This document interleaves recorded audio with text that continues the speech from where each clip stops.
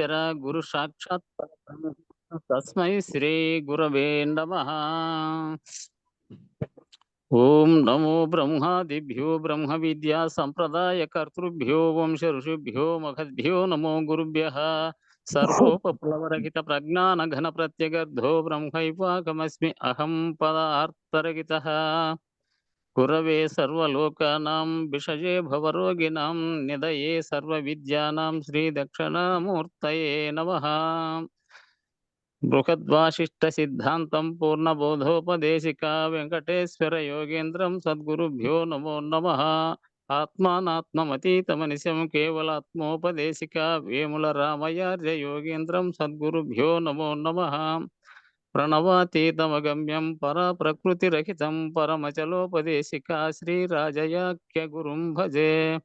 శ్రీ బ్రహ్మ విద్యా సిద్ధాంతం అచల తత్వోపదేశికా శ్రీ నాగయార్య యోగేంద్రం సద్గురుభ్యో నమో నమః. ద్వయాత్మరహిత సిద్ధాంతం పరమ పురుష ప్రబోధక శ్రీ వివేకానంద సుబ్బయార్య సద్గురుభ్యో నమో నమః. క్షరాక్షరమతీతంచ అచల పూర్ణోపదేశికా శ్రీ పూర్ణానంద పుల్లయార్య సద్గురుభ్యో నమో నమః. అస్మద్గురు సమారంభం కృష్ణ సాందీప మధ్యమం ఓంకారపీఠ పర్యంతం వందే గురు పరంపరం. జై సద్గురు ప్రభు మహారాజుకు జై, గురు పరంపరమకు జై. జై గురుదేవ.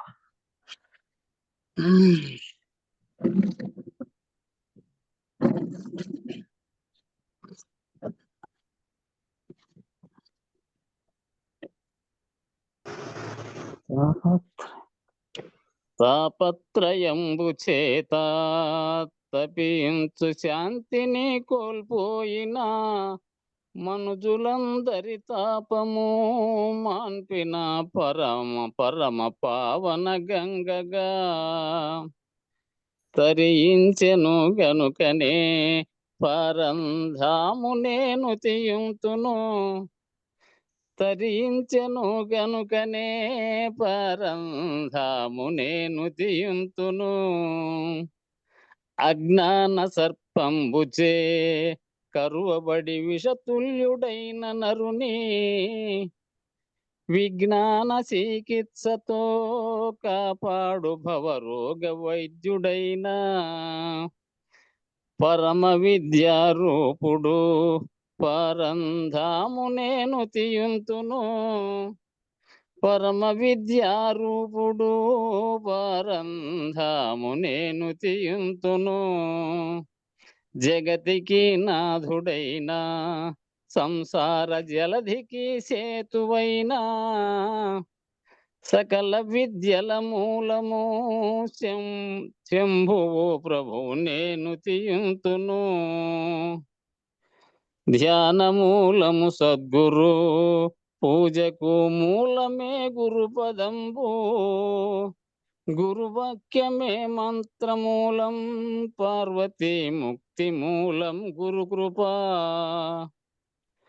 సప్త సముద్రంబుల తీర్థాల స్నానంబు చేసినట్టి ఫలితంబులన్నీ గలిపి ఏకమై వెంచి చూసినప్పుడు గురుపాద తీర్థమందు బిందువున వెయ్యో వంతుకైనా సాటి రాదని తెలియుము పార్వతీ ఇది నిజము ఇందువదనా.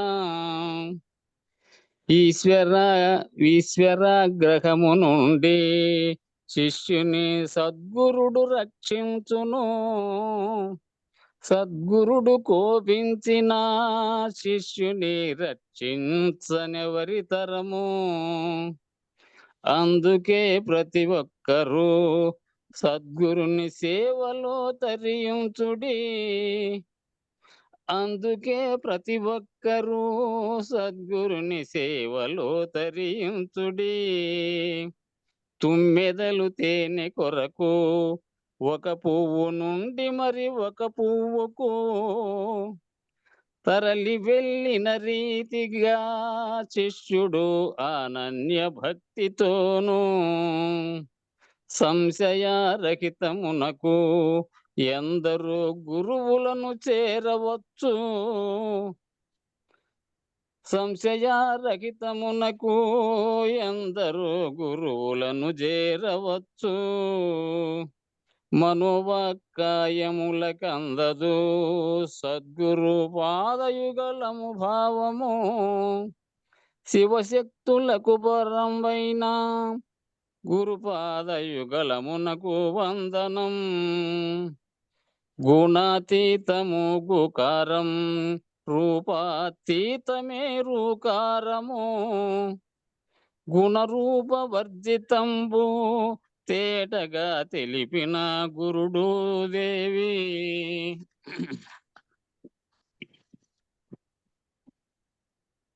ముక్కంటిగాని శివుడు, స్వయముగా రెండు చేతుల విష్ణువు, నాలుగు మోములు లేకనే సద్గురువుగా పిలువబడును, సద్గురువు బ్రహ్మగా పిలువబడును.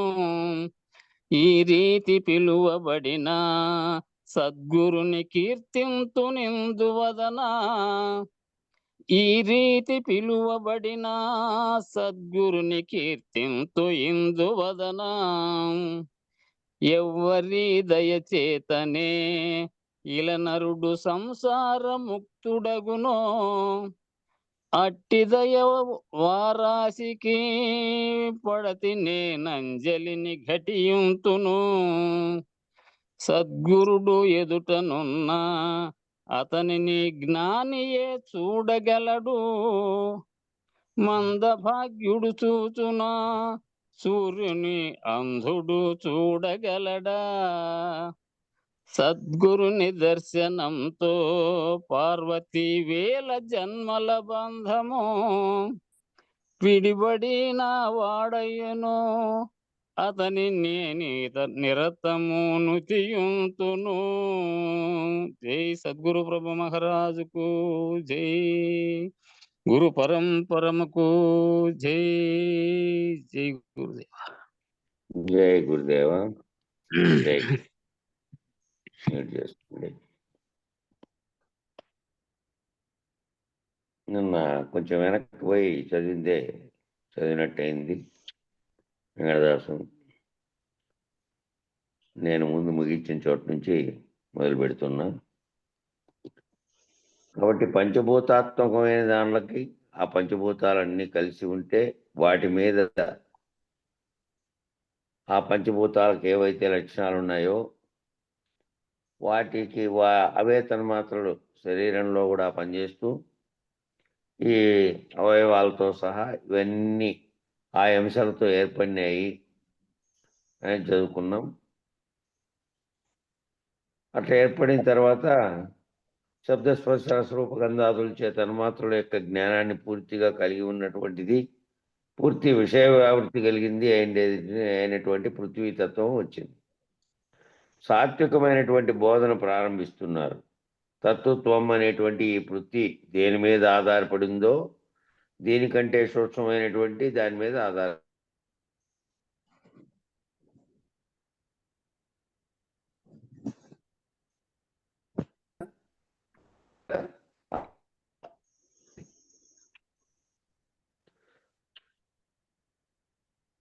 ఆ సూక్ష్మతరం అంతా కూడా సూక్ష్మతమైనటువంటి అదే విమర్శ అని చెప్తున్నారనమాట. కాబట్టి ఆకాశంలో నుంచి మొట్టమొదటి వాయువు వచ్చింది, వాయువు నుంచి అగ్ని వచ్చింది, అగ్ని నుంచి జలం వచ్చింది, జలం నుంచి పృథ్వీ వచ్చింది. ఎందుకు చెప్పారు అంటే రేపు విరమణ సమయంలో కూడా ఈ రీతిగానే ముందు నుంచి పైన నుంచి వచ్చినట్టుగా కింద నుంచి విరమణ జరుగుతూ పోతుంది. ఈ రీతిగానే విరమించబడుతుంది. ముందు పృథ్వీ అంతా జలమయమైంది. ఆ జలమయమైనటువంటి పృథ్వీ మరలా 12 సూర్యుల చేత ఎండగట్టబడుతుంది. మళ్ళీ అగ్ని తప్తం అయిపోతుంది, ఆయుఃపిండం అయిపోతుంది. ఆయుఃపిండమైనటువంటిది కాస్త వాయు రూపాన్ని ధరిస్తుంది. ఆ వాయు రూపాన్ని ధరించింది కాస్త ఆకాశంలో లయమైపోతుంది. అంటే ఎక్కడి నుంచి అయితే ఉత్పన్నమైనాయో అవి మళ్ళా తమ తమ స్వస్థానమందు లీనమైపోతాయి సృష్టి లయమైనప్పుడు. ఈ రకంగా ఈ పంచభూతాల యొక్క వాటి యొక్క వ్యక్తీకరణ, వాటి యొక్క లయాన్ని ఇక్కడ బోధించే ప్రయత్నం చేస్తున్నారు.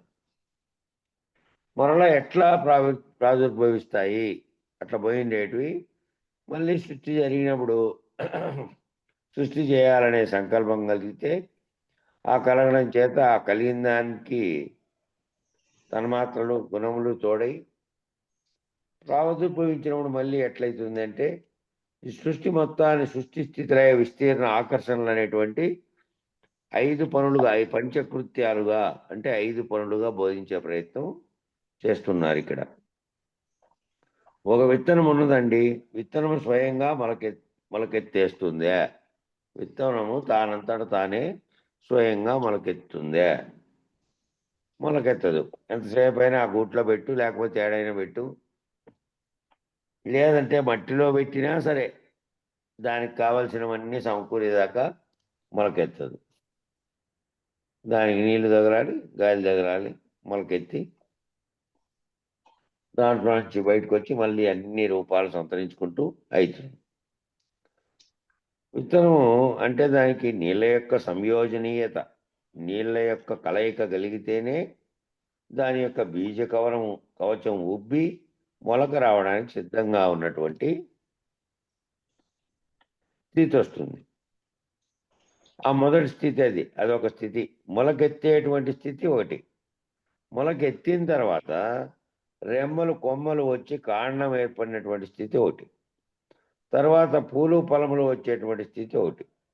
ఈ రకంగా చెట్టుకి ఈ రకమైనటువంటి స్థితి ఏ విధంగా ఉందో, ఏ రకమైన స్థితులు ఉన్నాయో అట్లాగే బ్రహ్మణోరవ్యక్తాన్ మహతో మహదో మహదంకారో ఆకాశ అని ఎక్కడి దాకా చెబుతున్నామో దాన్ని అంతా కూడా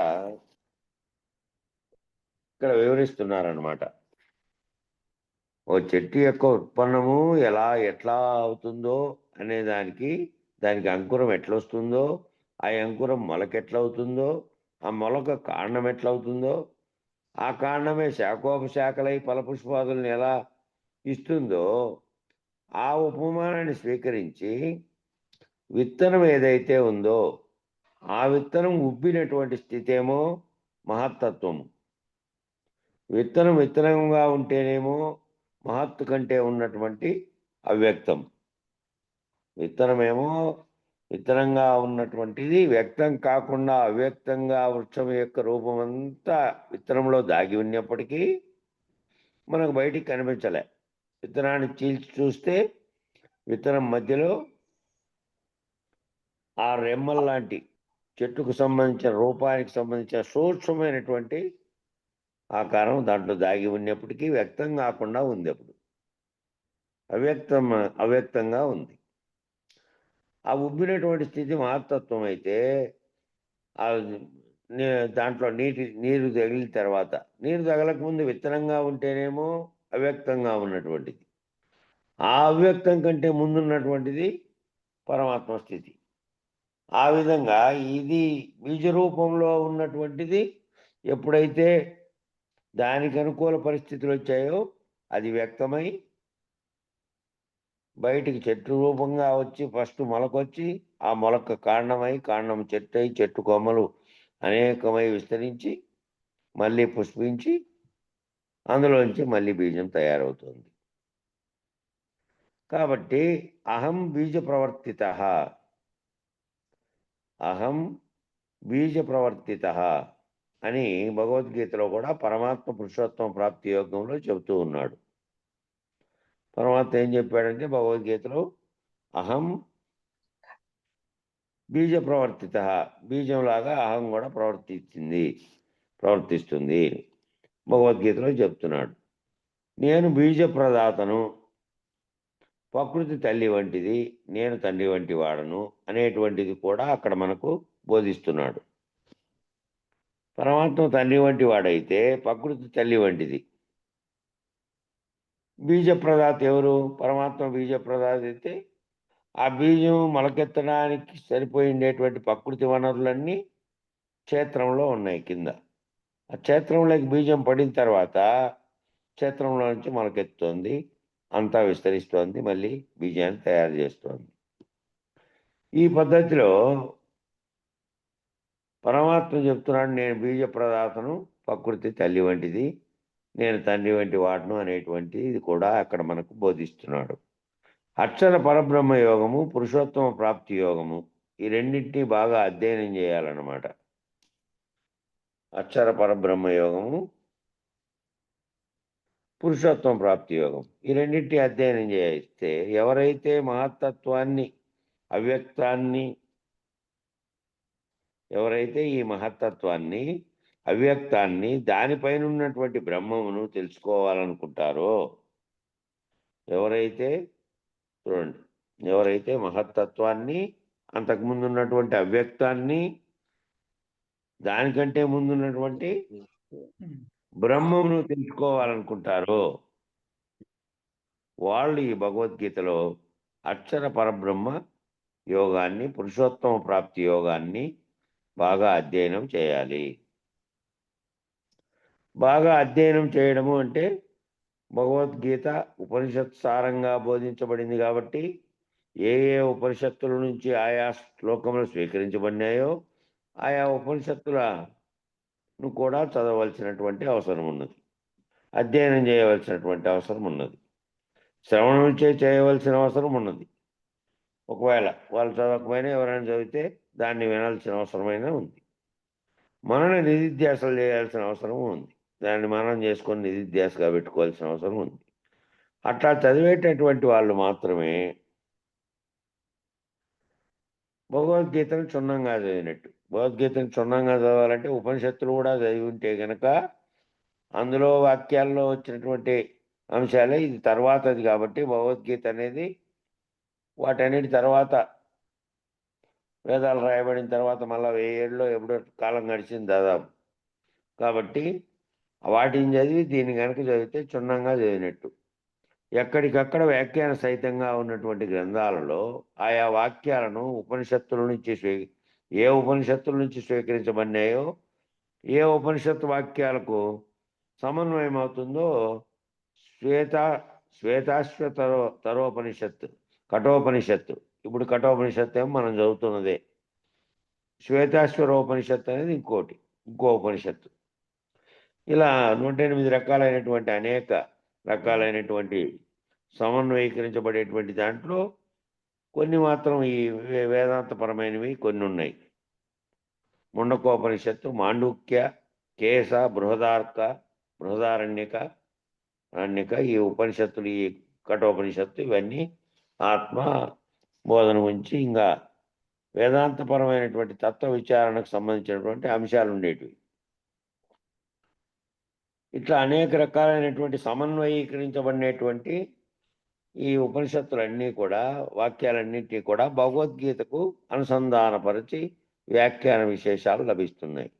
భగవద్గీతలో పొందుపరిచినటువంటి, భగవద్గీతలో వ్యక్తం చేసినటువంటి అన్నీ కూడా దానికి ఆధారంగా ఎక్కడి నుంచి అంటే ఈ ఉపనిషత్తుల యొక్క సారాంశంలోంచినే ఆ ఆధారాలన్నీ తీసుకున్నారు.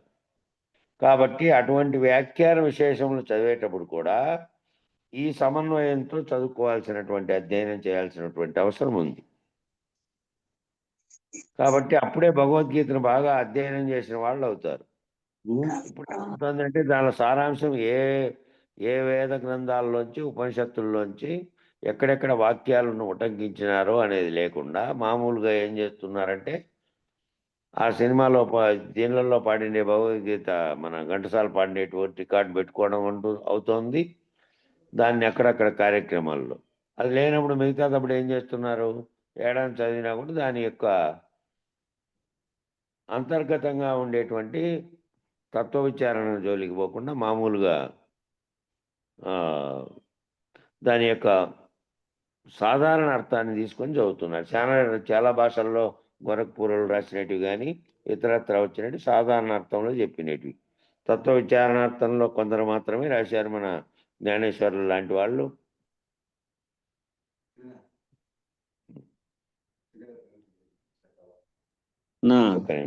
ఒక నిమిషం అదే ఎవరో వచ్చిన మనిషి, ఇదిగో ఇక్కడ నుంచి పేరా నుండి చదవప్ప. అదే బాగా అధ్యయనం చేయడము అంటించిన ఆ. కిందిదే 164లో కిందిది. ఇక్కడే అప్పుడే సమగ్రమైనటువంటి అవగాహన కూడా కలుగుతుంది. 164లో బాగా అధ్యయనం చేయడము అంటే భగవద్గీత ఉపనిషత్తు సారముగా బోధించబడింది కాబట్టి ఏ ఏ ఉపనిషత్తుల నుంచి ఆయా శ్లోకములు స్వీకరించబడినాయో ఆయా ఉపనిషత్తులని కూడా చదవవలసినటువంటి అవసరం ఉంది, అధ్యయనం చేయవలసినటువంటి అవసరము ఉంది, శ్రవణము చేయవలసినటువంటి అవసరము ఉంది, మనన నిధిధ్యాసలు చేయాల్సినటువంటి అవసరము ఉంది. అట్లా చదివేటటువంటి వాళ్ళు మాత్రమే భగవద్గీతను క్షుణ్ణముగా చదివినట్లు. ఎక్కడికక్కడ వ్యాఖ్యాన సహితముగా ఉన్నటువంటి గ్రంథాలలో ఆయా వాక్యములను ఏ ఉపనిషత్తుల నుంచి స్వీకరించబడ్డాయో, ఏ ఉపనిషత్తు వాక్యములకు సమన్వయం అవుతుందో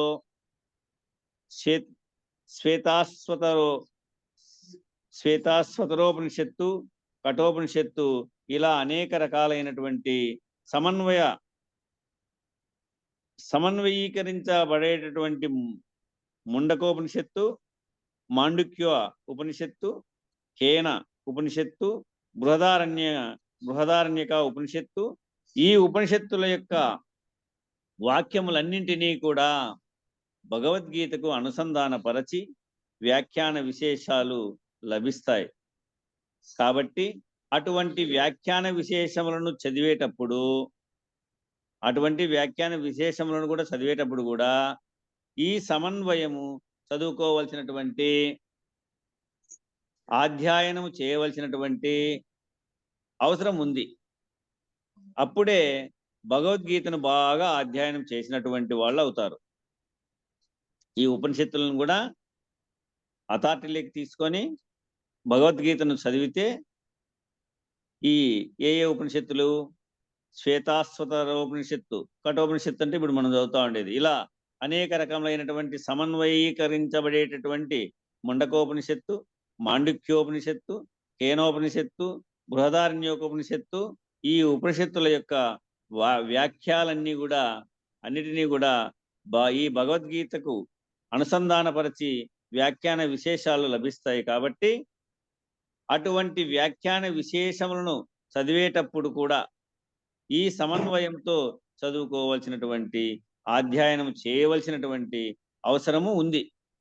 అప్పుడే భగవద్గీతను బాగా అధ్యయనం చేసినటువంటి వాళ్ళు అవుతారు. అప్పుడే సమగ్రమైనటువంటి అవగాహన కూడా కలుగుతుంది.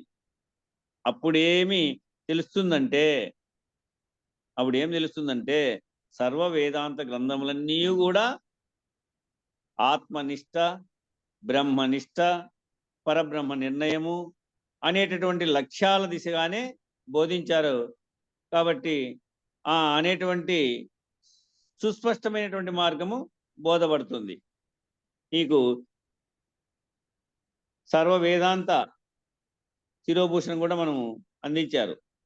ఇట్లా సర్వ గ్రంథాలలో ఉన్నటువంటి, ఉపనిషత్తుల్లో ఉన్నటువంటి విషయాలు మనకు పరిపూర్ణ దర్శనం అని అందించాడు విలపకుర్తి వీర వెంకట రామచంద్ర స్వాముల వారు. వాటిలో కూడా మనకు ఈ విషయాలు, ఈ ఉపనిషత్తుల యొక్క శృతి ప్రమాణాలు ఆ గ్రంథరీత్యా కూడా మనకు తెలియపరిచాడు. ఇవన్నీ మనం మెలకువ చేసుకొని, గుర్తు చేసుకొని, ఆ భావనతో విన్నప్పుడు మనకు బాగా అధ్యయనం అవుతుంది, బాగా అలవర్చుకుంటాం అని చెప్తా ఉన్నాడు.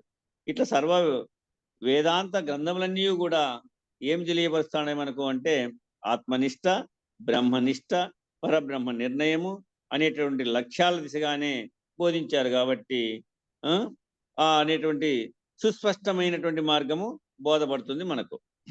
అంతేగాని ఒకటి ఒక తీరుగా చెప్పింది, ఒకటి మరొక తీరుగా చెప్పింది అనేటువంటి ఖండన మండనాల జోలికి మాత్రం వెళ్లకుండా ఉండాలి. ఈ ఒకటి ఒక రీతిగా చెప్పింది, అది ఒకటి ఒక రీతిగా చెప్పింది, ఇదంతా ఏంది సోది అనేటువంటి ఆ ఖండన చేసేటువంటి మార్గాలుగా పోకూడదు. ఖండన మండనాల జోలికి వెళ్లకుండా ఉండాలి. శాస్త్రారణ్యములో చిక్కుబడకుండా ఉండాలి. ఈ శాస్త్రం అనేటువంటి అరణ్యంలో చిక్కుబడకుండా ఉండాలి. ఇదే గొప్ప, ఇదే అన్ని తెలియపరిచింది అనేటువంటి నిర్ణయంగా కాకుండా పలు విధాలుగా పలు గ్రంథాలు, పలు పెద్దలు వాళ్ళ అనుభవాలు మనం తీసుకుంటే ఇంకా బాగా అధ్యయనం అవుతుందని మనకు సలహా ఇస్తున్నారు ఇక్కడ. అట్లా పంచకోశాలని బాగా అధ్యయనం చేయాలి.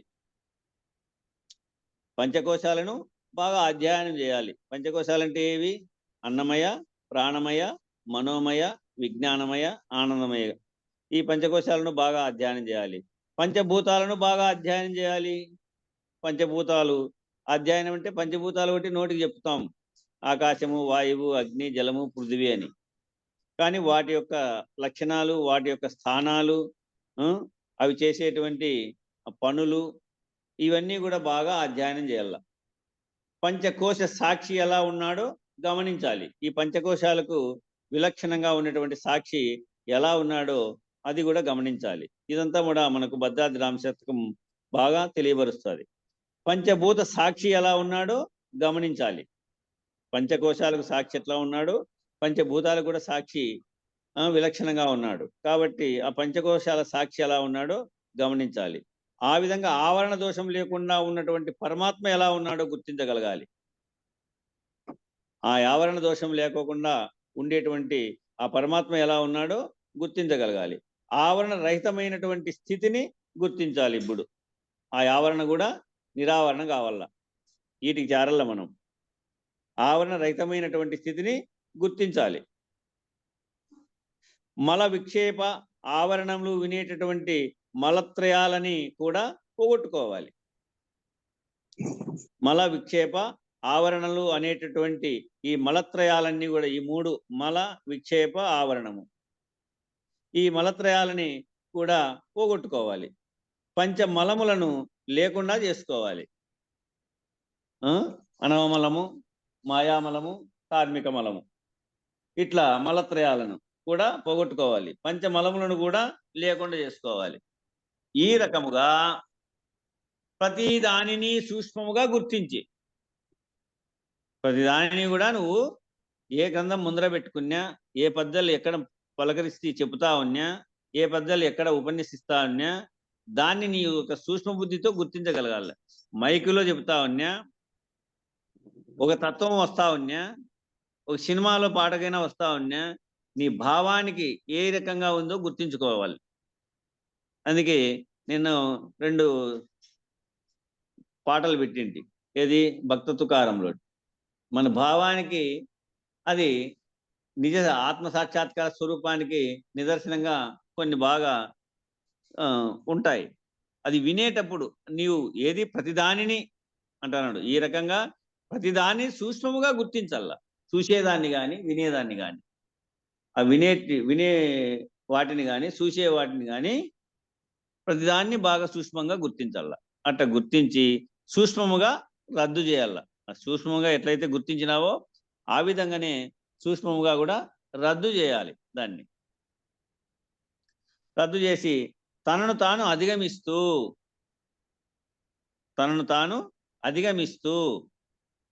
ఆ ప్రయాణం ఎట్లుండాలంటే కింద నుంచి పైకి, పైనుంచి దిగదారి వచ్చింది కాబట్టి కింద నుంచి పైకి. నేను ఎట్లొచ్చినాను? తల్లి గర్భం నుంచి.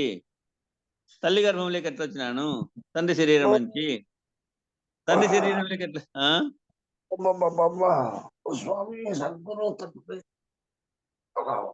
స్వామి మీట్ పెట్టు, అసిత్ స్వామి మీట్ పెట్టండి.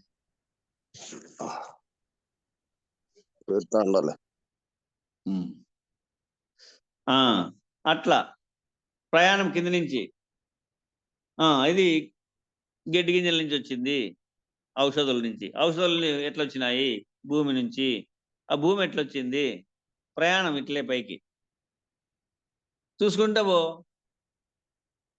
ఆ యొక్క నీ స్వస్వరూప స్థితిని ఆడ పొందగలుగుతావు. లాస్ట్కు ఉన్నదొకటి లేనిదొకటి నిర్ణయం అవుతుంది కదా. తనను తాను అధిగమిస్తూ, తనను తాను తెలుసుకుంటూ, తను తాను పోగొట్టుకుంటూ ఉండాలి. ముందు తనను తాను తెలుసుకోవాలి. తర్వాత తను తాను అధిగమించాలి. తర్వాత తను తాను పోగొట్టుకోవాలి. లాస్ట్‌కి ఏమైతుంది? తనను తాను పోగొట్టుకోవాలి. అది శివరామ దీక్షిత సాంప్రదాయ పరంపరలో నిర్ణయించి చెప్పారు. తనను తాను పోగొట్టుకునే విధానం. ఈ రకమైనటువంటి క్రమమైనటువంటి మార్గములో నువ్వు ప్రయాణం చేయాలి. ఈ క్రమమైనటువంటి మార్గములో నువ్వు ప్రయాణం చేయాలి. అంది పొంది మీరాలి. అంది నువ్వు దాన్ని పొంది మీరాలి. ఒక్కొక్క గుణాన్ని నువ్వు విరమిస్తూ, ఒక్కొక్క గుణాన్ని నీవు మొట్టమొదట తమో గుణాన్నంతా విరమించాలి. తర్వాత రజోగుణాన్ని విరమించాలి. తర్వాత సాత్విక గుణాన్ని విరమించాలి. ఎట్లా అంటే మొట్టమొదటి ఇనప సంఖ్యలు తప్పించుకోవాల. అవి గట్టిగా ఉన్నాయి. దానికంటే సులభంగా ఉండేటువంటివి వెండి సంఖ్యలు, రజోగుణము, దాన్ని తప్పించుకోవాలి. దానికంటే ఇంకా సులభంగా ఉండేటువంటిది బంగారు సంఖ్యలు, సాత్విక గుణం, దాన్ని తప్పించుకోవాలి. ఇట్లా ఒక్కొక్క గుణాన్ని నువ్వు విరమిస్తే అది సూక్ష్మమైపోతుంది. అట్లా 5 గుణములు కలిగినటువంటి పృథ్వీ స్థూలముగా కనబడతా ఉంది. ఇట్లా 5 గుణములు కలిగినటువంటి పృథ్వీ స్థూలంగా కనబడతా ఉంది. ఏవి 5 గుణాలు? శబ్ద, స్పర్శ, రూప, రస, గంధము. ఇవి 5 ఉన్నాయి దీనికి. ఈ విధంగా 5 గుణాలు కలిగినటువంటి పృథ్వీ స్థూలముగా కనబడతా ఉంది. 4 గుణములు కలిగినటువంటి జలము స్థూలముగానే కనబడతా ఉంది. 4 గుణములు ఏమేమి ఉన్నాయి? జలానికి శబ్దము, స్పర్శ, రూపము, రసము. ఈ 4 గుణములు కలిగినటువంటి జలము స్థూలముగా కనబడతా ఉంది. తర్వాత 3 గుణములు కలిగినటువంటి అగ్ని, అది కూడా స్థూలంగానే కనబడతా ఉంది. 3 గుణాలు ఏంటంటే ఉన్నాయి అగ్నికి? శబ్ద, స్పర్శ, రూపము. ఇక 2 గుణములు కలిగినటువంటి వాయువు కూడా స్థూలంగానే కనబడతా ఉంది. అక్కడ 2 గుణాలు ఉన్నాయి. ఏమున్నాయి? శబ్దం ఉంది, స్పర్శ ఉంది. అవి కూడా స్థూలంగానే ఉన్నాయి. కానీ వీటి యందు సగభాగము అపంచీకృతము అయితే, వీటిలో సగము అపంచీకృతములై అవి ఎక్కడ ఉన్నాయి అంటే ఆకాశానికి అవతల ఉన్నాయి. ఆ అర్ధభాగములన్నీ కూడాను పిండాండములోని కూటస్థ భాగంలో ఉన్నాయి. ఆ అర్ధభాగములన్నీ కూడా పిండాండములో కూటస్థ భాగములుగా ఉన్నాయి. ఆ అర్ధభాగములన్నీ బ్రహ్మాండ భాగములుగా ఉన్నాయి. ఆ అర్ధభాగములన్నీ కూడాను అధిష్టానములుగా ఉన్నాయి. ఆ అర్ధభాగములన్నీ కూడా దేవతా సమూహములుగా ఉన్నాయి. ఆ అపంచీకృతమైనటువంటి బ్రహ్మాండ భాగమంతా కూడా అద్వయముగా దర్శన పద్ధతిగా తెలుసుకున్న వాడై పంచశక్తులు, పంచబ్రహ్మల యొక్క అనుగ్రహాన్ని పొందిన వాడవై బ్రహ్మాండ పిండాండ నిర్ణయాన్ని స్పష్టముగా ఎరిగిన వాడవై, చూడండి, ఇట్లా అద్వయము దర్శన పద్ధతిగా జ్ఞాతకి కూటస్థునికి కూడా అభేద స్థితి ఎట్లా ఉందో, ఆ ప్రత్యేక పరమాత్మలో అభిన్నులు ఎట్లా ఉన్నారో, ఈ విధంగా బ్రహ్మాండ పంచీకరణలో ఉన్నటువంటి 25 తత్వాలను, పిండాండ పంచీకరణలో ఉన్నటువంటి 20 తత్వాలను సమన్వయీకరించుకొని బ్రహ్మాండ తత్వాలు, పిండాండ తత్వాలు ఇవన్నీ సమన్వయీకరించుకొని ఒకదానికొకటి ఆధారభూతమై ఎట్లా ఉన్నాయో తెలుసుకొని అధిగమించేటటువంటి పద్ధతిగా జ్ఞాతకి కూటస్థుని అభేద స్థితి ఎట్లా ఉందో ఈ జ్ఞాతకు కూటస్థునికి అభేద స్థితి ఎట్లా ఉందో, ఆ ప్రత్యక్ పరమాత్మలు అభిన్నులు ఎట్లా అయి ఉన్నారో ఆ విధంగా ఆధేయ పద్ధతిగా నువ్వు ప్రయాణం చేయవలసినటువంటి అవసరము ఉంది. ఆధారమై ఉన్నటువంటి దాని నుండి విడవవలసినటువంటి పద్ధతి ఉంది నీకు. ఆధారముగా ఏదైతే తీసుకుందో ఆ ఆధారమైనటువంటి దాని నుండి విడవలసినటువంటిది ఉంది. ఈ రకముగా అంతర్ముఖ ప్రయాణాన్ని పూర్తి చేసి నువ్వు ఈ విధంగా నువ్వు అంతర్ముఖ ప్రయాణాన్ని పూర్తి చేసి ఎవరైతే బ్రహ్మనిష్ఠులై ఉన్నారో వారు ముక్తులగుదురు. ఇక సాలోక్య, సామీప్య, సారూప్య, సాయుజ్య అనేటటువంటి చతుర్విధ ముక్తులను సాధించినటువంటి వారు అవుతున్నారు, బ్రహ్మనిష్ఠులు అవుతున్నారు. ఈ రకముగా తప్పక సాధకులందరూ కూడా ఈ లక్ష్యాన్ని సాధించవలసినదిగా యమధర్మరాజు గారు ఉపదేశాన్ని చేస్తున్నారు. ఇక్కడ గ్రంథములో వినేటువంటి ఈ పదాలను గుర్తుగా పెట్టుకొని మళ్ళా ఏ గ్రంథంలో ఉన్నాయో ఎతికి ఆ గ్రంథాన్ని నువ్వు కూడా చదువుకొని విచారించుకోవాలన్నమాట.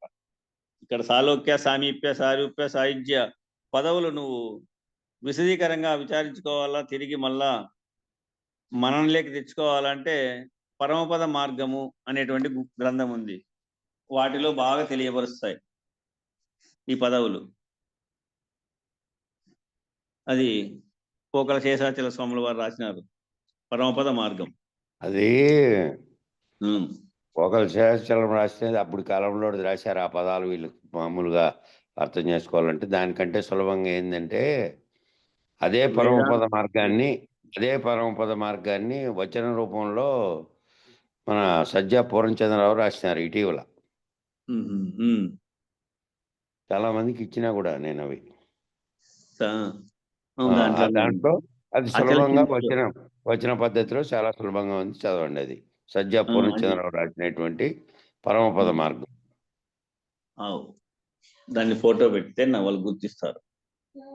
సరే సార్, నా దగ్గర ఉంది, చూసి ఫోటో పెడతాను. ఇక అట్లనే కాకుండా ఇది వేదాంత అచల సింధువులో కూడా ఈ పదవులు తెలియవచ్చినాడు. ఇక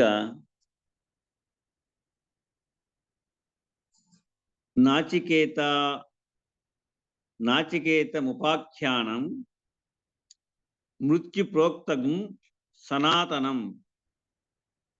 ఉక్త్వా స్తుత్వా చ మేధావి బ్రహ్మలోకే మహీయతే. దీనికి తాత్పర్యం ఏమి అంటే, ఓ నచికేతుడా, మృత్యుచే చెప్పబడినటువంటి ప్రాచీనమగు నచికేతన సంబంధమగు ఉపాఖ్యానమును వినుట చేతను, నచికేతునికి చెప్తున్నాడు, ఓ నచికేతుడా, మృత్యు చెప్పబడినటువంటి ప్రాచీనమగు నచికేతన సంబంధమగు ఉపాఖ్యానమును వినుట చేతను, చెప్పుట చేతను ప్రజ్ఞ గలవాడై వివేకవంతుడగు జ్ఞాని బ్రహ్మలోకమున పూజ్యుడగు ముక్తుడు అవుతున్నాడు. పూజ్యుడవుతున్నాడు అంటే ముక్తుడవుతా ఉన్నాడు. అది విన్యా చెప్పిన. ఓ నచికేతుడా, మృత్యువుచే చెప్పబడినటువంటి ప్రాచీనమగు నచికేతన సంబంధమగు ఉపాఖ్యానమును ఇది వినుట చేతను, ఈ విషయాన్ని చెప్పుట చేతను ప్రజ్ఞ గలవాడై, ప్రజ్ఞ కలిగి ఆ జ్ఞానం లభ్యమై ఆ జ్ఞాన ప్రకాశుడై వివేకవంతుడగు జ్ఞాని బ్రహ్మలోకమున పూజ్యుడవుతున్నాడు. దీనికి వ్యాఖ్య ఏం చెప్తున్నారు అంటే, నచికేతుని మూలమున లభించినట్టియు మృత్యుదేవతల వలన ఉపదేశింపబడినట్టియు వైదిక మగుట వలన సనాతనమైనట్టియు గురు శిష్య సంవాద రూపముగా గురువు శిష్యుల యొక్క సంవాద రూపముగానున్నట్టియు ఈ ఉపాఖ్యానమును యోగ్యులకు చెప్పిన వారును, దీన్ని విని గ్రహించగలిగేటువంటి వాళ్లకు చెప్పిన బ్రహ్మనిష్ఠులకు గురువుల వలన ఉపదేశమును పొందిన వారును బ్రహ్మలోకమున పూజనీయులు అగుదురు. ఎట్టివారు? నచికేతుని మూలమున లభించినటువంటిది ఈ విద్య. ఆయనే ఆ యమలోకానికి పోకపోతే మనకు ఈ విద్య అందదు. ఆ నచికేతుని మూలంగా లభించినట్టి మృత్యుదేవతల వలన, ఆ మృత్యుదేవత ఎవరు? యమధర్మరాజు. ఆ మృత్యుదేవతల వలన ఉపదేశింపబడినట్టియు వైదిక మగుట వలన సనాతనమైనట్టియు, ఇది సనాతనమైనటువంటి విద్య. ఇది ఆత్మ సాక్షాత్కార విద్య. గురు శిష్య సంవాద రూపంగా ఉన్నటువంటి ఈ ఉపాఖ్యానమును యోగ్యులకు చెప్పిన వారును, యోగ్యులకు చెప్పాల. ఇప్పుడు వినేవారంతా తెల్లవారుజామున లేచి శ్రద్ధగా వినేవాళ్ళంతా యోగ్యులే. కాబట్టి బ్రహ్మనిష్ఠులకు గురువుల వలన ఉపదేశమును పొందిన వారును బ్రహ్మలోకమున పూజ్యనీయులు అయితా ఉన్నారు అని వ్యాఖ్య చెప్పాడు. తర్వాత దీనికి విశేష వ్యాఖ్య చెప్తున్నాడు. ఏమి అంటే, ఈ కఠోపనిషత్తులో ఉన్నటువంటి, ఇప్పుడు మనం చదువుతా అనేటువంటిదే కఠోపనిషత్తు. ఈ కఠోపనిషత్తులో ఉన్నటువంటి ఈ ఆత్మోపదేశ విశేషాన్ని తెలియజేస్తున్నారు ఆ యమధర్మరాజు గారు. నచికేతుని వలన మానవాళిని ఉద్ధరించదలచి, నచికేతుని వల్ల ఈ మానవ లోకాన్నంతా ఉద్ధరించాలనేటువంటి సంకల్పం చేత మానవాళికి అందరికీ కూడా మహోపదేశాన్ని చేసేటటువంటి ప్రయత్నము, ఈ మానవులకు అందరికీ కూడా మహోపదేశాన్ని చేసేటువంటి ప్రయత్నము రీత్యా ఆత్మోపదేశాన్ని చేసేటటువంటి ప్రయత్నాన్ని చేశారు. ఇది సాక్షాత్తు యమధర్మరాజు చేత ఉపదేశింపబడినటువంటిది ఈ కఠోపనిషత్తు. ఇట్లా వైదికమైనటువంటిది, సనాతనమైనటువంటిది, గురు శిష్య సంవాద రూపమైనటువంటిది, ఇటువంటి దానిని యోగ్యులైనటువంటి వారు, అధికారులైనటువంటి వారికి, శిష్యులకి తెలియజేసినట్లయితే, యోగ్యులైనటువంటి వారు, అధికారులైనటువంటి వారికి కూడా శిష్యులకి తెలియజేసినట్లయితే వాళ్ళు ఆత్మ సాక్షాత్కార జ్ఞానాన్ని పొందడానికి అనువైనటువంటిది. కాబట్టి చెప్పినటువంటి వారు కూడా, ఎవరైతే ఇది చదివి వినిపించి చెప్తున్నారో వారు కూడా ఆత్మనిష్ఠులై, బ్రహ్మనిష్ఠులై, బ్రహ్మలోకమున పూజించబడేటటువంటి ఉత్తమ ఫలాన్ని ఇవ్వగలిగేటటువంటి వ్యాఖ్యానం అన్నమాట ఇది. కాబట్టి ఈ కఠోపనిషత్తు అంతర్గతమైనటువంటిదని నచికేతోపాఖ్యానము అనే పేరున కూడా పిలుస్తారు. ఇది నచికేతోపాఖ్యానం అని కూడా పిలుస్తారంట ఈ కఠోపనిషత్తును. ఇది అంతర్గతమైనటువంటిది ఈ విషయం, ఈ కఠోపనిషత్తు. తర్వాత యా ఇమం పరమం గుహ్యం శ్రావయేద్ బ్రహ్మ సంసది ప్రయతః శ్రాద్ధాకాలే వాతధానాన్యయా కల్పతే తదానంత్యాయ కల్పత ఇతి. దీనికి తాత్పర్యం ఏమి అంటే 17వ శ్లోకం నడిచింది ఇప్పుడు. ఓ నచికేతుడా, అతి రహస్యమై శ్రేష్టమగు ఈ ఉపనిషత్తు బ్రహ్మ సభయందు గాని, శ్రాద్ధాకాలమందు భోక్తలకు గాని ఎవడు వినిపించునో ఆ శ్రాద్ధము అనంత ఫలము నీయ సమర్థమవుతున్నది. ఎప్పుడు వినిపించమంటున్నాడు? సరిగా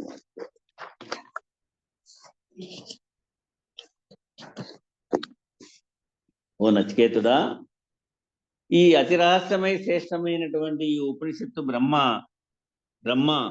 అంటే యోగ్యులు, జ్ఞానులు ఉన్నటువంటి సభయందు గాని, ఆ బ్రహ్మవేత్తలు ఉన్నటువంటి సభయందు గాని, శ్రాద్ధాకాలమందు భోక్తలకు గాని వినేటువంటి వాళ్ళు ఎవడైతే వినిపించునో ఆ శ్రాద్ధము అనంత ఫలము నీయ సమర్థమవుతున్నది. ఈ వ్యాఖ్య ఏమి అంటే, దీనికి ఎవరి శ్రేష్టము రహస్యమునైనటువంటి నాచికేతోపాఖ్యానమును శుచి అయి బ్రహ్మజ్ఞానుల సభయందు గాని శ్రాద్ధాకాలమందు గాని వినిపించుట అనంత ఫలకారి అగును. గొప్ప ఫలం పొందినటువంటి వాడైతాడు. దీనికి విశేష వ్యాఖ్య చెప్తే మనకు బాగా అర్థమవుతుంది. ఇది ఫలశ్రుతి అన్నమాట. రహస్యమైనటువంటిది అన్నమాట. శ్రేష్టమైనటువంటిది. అధికారులకు మాత్రమే సాధ్యమైనటువంటిది. ఎవరైతే అధికారి ఎవరు? సాధన చతుష్టయ సంపత్తి కలిగినటువంటి వాడు అధికారి. స్పష్టమైనటువంటి నేను బ్రహ్మనైతనే నిర్ణయాన్ని ఆత్మ సాక్షాత్కార దృష్టి కలిగే నేను ఇది అనేటువంటి విషయాన్ని తత్వమసి బ్రహ్మ జ్ఞాన స్వరూపాన్ని ఎరిగినటువంటి వాడు. అధికారులకు మాత్రమే సాధ్యమైనటువంటిది అన్నమాట. సరైనటువంటి సద్గురు కృపచేత మాత్రమే సాధింపగలిగినటువంటిది. సరి అయినటువంటి సద్గురువు కావాల. వారి కృపచేతనే మాత్రమే ఇది సాధింపగలిగేదానికి వీలవుతుంది అనమాట. అందుకే మనకు సరైనటువంటి సద్గురుమూర్తి కాబట్టే భాగవత కృష్ణదేశకులు ఆ కందార్థంలో తెలియపరిచారు మనకు. పిండ బ్రహ్మాండంబులు ఈ రెంటిలోన రెండహములు ఖండములు 4 గూడి అఖండంబగు ఎరుక రూపు గణరామా తండ్రి.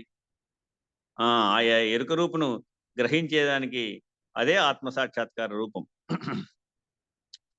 ఇది తెలిపిన ఘనుడే తల్లిదండ్రి. అందుకు ఇది వ్యాఖ్యానం చదివి వినిపించేటువంటి వాళ్ళు కూడా ఘనులై ఉండాలా అని.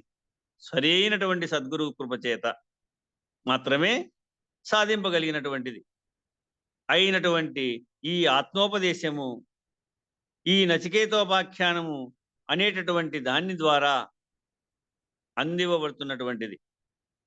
ఈ నచికేతోపాఖ్యానము అనేటువంటి దాని ద్వారా ఇది అందించబడతా ఉంది. ఇది సర్వకాల సర్వవస్థలలోనూ కూడా మానవులు ఆశ్రయించదగినటువంటిది. ఇది సర్వకాల సర్వవస్థలలోనూ కూడా మానవులు దీన్ని ఆశ్రయించదగినటువంటిది. ఆశ్రయించాల. ఎప్పుడు కూడా ఏ అవస్థల్లో ఉన్నా, ఏ కాలంలో ఉన్నా అట్టి బ్రహ్మజ్ఞానులు ఉన్నటువంటి సభలో ఈ కఠోపనిషత్తు తప్పక ఆశ్రయించవలసినటువంటి ఉపనిషత్తు ఇది.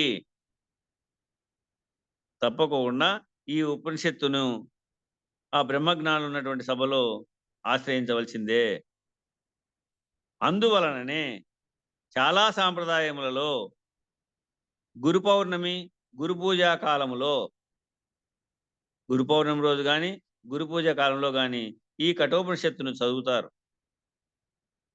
ఇది చాలా విశేష ఫలవంతమైనటువంటిది కాబట్టి, ఇది చాలా విశేషమైనటువంటిది ఫలవంతమైనటువంటిది కాబట్టి ఆత్మోపదేశమునకు అర్థమైనటువంటి కాలము శ్రద్ధాకాలము అన్నమాట. ఆత్మోపదేశమునకు అర్థమైనటువంటి కాలం శ్రద్ధాకాలం. శ్రద్ధతో నిర్వహించబడి జీవుని యొక్క జనన మరణ చక్రమంతా బోధించబడేటటువంటిది. జీవిని యొక్క జనన మరణ చక్రమంతా కూడా బోధించబడేటటువంటి శ్రద్ధాకాలమందు కూడా ఈ ఆత్మోపదేశమును అర్థమైనటువంటి ఆ శ్రద్ధాకాలమందు కూడా ఈ ఆత్మోపదేశమునకు అర్థమైనటువంటి నాచికేతోపాఖ్యానమును మానవులు తప్పక అధ్యయనం చేయాలి. ప్రతి ఒక్కరు కూడా 2 అక్షరాలు పోయినట్టుంది. అవసరమైన కాలం ఉంటుంది. ఆత్మోపదేశమునకు అవసరమైన కాలం, అనువైన కాలం ఉండొచ్చు. తప్పు ఉంది ఇది, ఈ పదము. అర్థమైనటువంటి కాలము అంటే సంపదించేటువంటిది అని, జ్ఞాన సంపదించేటువంటిది. అర్థ అంటే జ్ఞాన సంపద అర్థానే ఉంటుంది. అవతల యువతల భావానికి ఈ పదము పనికిరాదు. తప్పుబడింది. ఇది అయితే ఏ రకంగా ఉంది, తప్పుబడింది. అట్లా తీసుకుందాం. అవసరమైనదే తీసుకుందాం. 2 అక్షరాలు పెంచల్లా. అవసరమైన కాలము శ్రద్ధాకాలం. అది అరమైన కాలం అని పడింది. ఆత్మోపదేశమునకు అర్థమైన కాలం శ్రద్ధాకాలం. శ్రద్ధతో నిర్వహించబడి, శ్రద్ధాకాలం అంటే అది శ్రద్ధతో నిర్వహించబడి జీవుని యొక్క జనన మరణ చక్రమంతా బోధించబడేటటువంటి శ్రద్ధాకాలమందు కూడా ఈ ఆత్మోపదేశమునకు అరమైనటువంటిది ఇడవట్లేబడింది. ఆత్మోపదేశమునకు అనువైన కాలం అయితే సరిపోతుంది. అనువైన కాలం అయితే సరిపోతుంది. సరే, అటువంటి అనువైన కాలంలో ఆత్మోపదేశమునకు ఇది శ్రాద్ధాకాలమందు అంటే మనము ఇప్పుడు మొదటిది వచ్చి ఆత్మోపదేశమునకు అర్హమైన కాలము. ఆ హా పోయింది దానికి. అర్హమైన కాలం. అర్హమైన కింద హావత్తుండల్లా. అర్హమైన కాలం. అర్హమైన కాలము శ్రాద్ధాకాలం అంటే శ్రద్ధతో నిర్వహించబడి, ఆ శ్రద్ధాకాలంలో శ్రద్ధతో నిర్వహించబడి అంటే ఇప్పుడు మనము వాళ్లకు ఎవరైనా కానీ మండలాలు చేస్తాం. కాదు, శ్రాద్ధకాలం అంటే శ్రాద్ధం అంటే దినాలు తద్దినాలు ఇట్లాంటివి పెట్టుకుంటారే, అది శ్రాద్ధకాలం. అదే చెప్తా ఉంది స్వామి, అదే చెప్తా అండి. మనం ఏం చేస్తామంటే ఈ మండలారాధన చేస్తాం. మండలారాధనలో వారి యొక్క విశేషమంతా పుట్టుక నుంచి కడ వరకు కూడా కొంతమంది వాళ్ళ ఉన్నటువంటి అనుభవాలు వాళ్ళతో ఉన్నటువంటి అనుభవాలు పంచుకున్నట్టుగా చెప్పుకుంటా ఉంటారు చాలా చోట్ల. వాటి యందు ఈ కఠోపనిషత్తు అది అర్హమైనటువంటి కాలంలో, అంటే శ్రద్ధాకాలంలో శ్రద్ధతో నిర్వహించబడి దీన్ని విచారించి చెప్పగలగలా అని, దీన్ని ఉపయోగించుకోవచ్చు అటువంటి కాలంలో. బ్రహ్మవేత్తలు ఉన్నటువంటి సభలో కానీ, వారికి శ్రద్ధ చేసేటువంటి శ్రద్ధాకాలంలో కానీ ఈ ఉపనిషత్తు అక్కడికి బడికి ఏం చేస్తాడనేది చెప్పదు కనీసం. మీట్లో పెట్టినావు ఈ విధంగా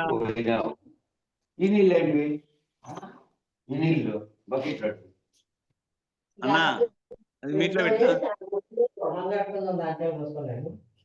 అన్నా, అది మీట్లో పెట్టినావు రికార్డింగ్ అయిపోతుంది అంట. అదే ఈ మీట్ బిట్. ఇక ఈ విధంగా శ్రాద్ధాకాలం శ్రద్ధతో నిర్వహించబడి జీవుని యొక్క జనన మరణ చక్రమంతా బోధించబడేటటువంటి ఆ జీవుని యొక్క జనన మరణ చక్రమంతా బోధిస్తూ ఉంటాం. అక్కడ మనము ఏమో ఒక సభ, అది రాలే గుర్తుకు, సంతాప సభను ఏర్పాటు చేసి వారి యొక్క జీవితకాల చక్రమంతా మనం బోధిస్తూ ఉంటాం. కానీ ఇది ఆ జీవుని యొక్క జనన మరణ చక్రమంతా బోధించబడేటటువంటి శ్రద్ధాకాలమందు కూడా ఇది ఈ ఆత్మోపదేశమునకు అర్హమైనటువంటి నాచికేతోపాఖ్యానమును మానవులు తప్పక అధ్యయనం చేయాలి. అలా చేసినట్లయితే అనంతమైనటువంటి ఫలము లభిస్తుంది అని ఈ తృతీయ వల్లిని సమాప్తం చేస్తున్నారు. ఈ మూడవ తీగ, ఇది ఈ మూడవ పాఠాన్ని ఇటికి సమాప్తం చేస్తున్నారు. ప్రథమాధ్యాయము తృతీయ వల్లి సమాప్తము అన్నారు ఇక్కడికి. తర్వాత ఇక 4 నిమిషాలు ఉంది. ద్వితీయ అధ్యాయంలో 2వ అధ్యాయం ఇది. ప్రథమ వల్లి ప్రారంభమవుతుంది. ఇక్కడ ఈ వల్లి ఇది రేపు ప్రారంభిద్దాము. ద్వితీయ అధ్యాయం ప్రథమ వల్లి అనేది రేపు ద్వితీయ అధ్యాయంలో ఒకటోది ఇది. అదే ఏమైతుందంటే ఇది పొద్దున్నే రికార్డింగ్ అయ్యి మళ్ళా మనం దాంట్లోకి పెడతాం కదా. అవునులే, ఇది దాంట్లో మామూలుగా ఏంటంటే నిన్న ఏమైందంటే నేను ఆడ బస్సు ఎక్కే కోసం ఉన్నా కదా, ఇంకా సమయం ముగిసిపోతుంది అనుకునే టైంలో ఇప్పుడు ముందు మంగళం చెప్పిన తర్వాత 2 నిమిషాలు ఉండండి చెప్తాను నేను. అప్పుడు మంగళం అయిపోయింది. ఇదంతా కూడా రికార్డ్ ఎందుకు, మంగళం చెప్పండి. నిర్వికారాయ సకల నిత్య ముక్తిదాయకాయ నిర్గుణాయ నిర్మలాయ నిత్య మంగళం సగుణ నిర్గుణ రహితాయ సంకల్ప వర్జితాయ సర్వసాక్షతేతునకు సత్యమంగళం. సత్తు చిత్తు సమసిపాయ శత్రు సంహారనాయ ఒత్తిలేని దీపము నీకిత్తు మంగళం. చేష్టలన్నీ ఉడిగిపాయ చేసేదేమి లేకపాయ శేషమ్మ మనసు మీలో చేరే మంగళం. పరిపూర్ణాయ సకల భవ్య దివ్య రూపాయ పరశురామాయ సీతారామ మంగళం. నిర్వికారాయ సకల నిత్య ముక్తిదాయకాయ నిర్గుణాయ నిర్మలాయ నిత్య మంగళం. మంగళం గురుదేవాయ మహనీయ గుణాత్మనే సర్వలోక శరణ్యాయ సాధు రూపాయ మంగళం. జై సద్గురు ప్రభు మహారాజుకు జై. గురు పరంపరముకు జై. జై గురు. జై పూర్ణానంద గురు. పుల్లగారులకు జై. కొండార్ సుబ్బయ్యార్య సద్గురు ప్రభు మహారాజుకు జై. జై గురుదేవ.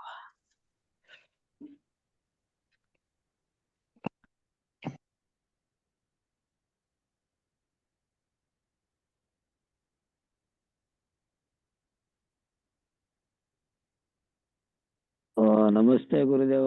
నమస్తే. ఉన్నాం. జై గురుదేవ. ఉండండి.